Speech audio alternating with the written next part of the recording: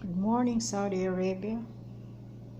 Here again, I'm gonna make today steak. Quarantine day. We're in the lockdown right now in Saudi Arabia.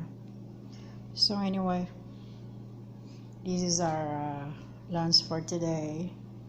I'm doing steak again outside. It's not too much hot right now. This week maybe twice I make steak outside. I'm doing a spice. It's really good. This one is salt, pepper, stick seasoning from America, and it's really good. Yeah. So anyway,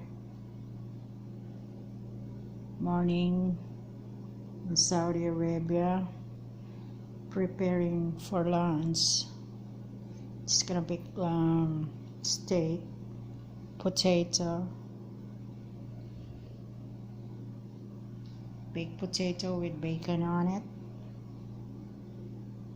then asparagus with olive oil. So I'm getting ready right now. See you later, alligator.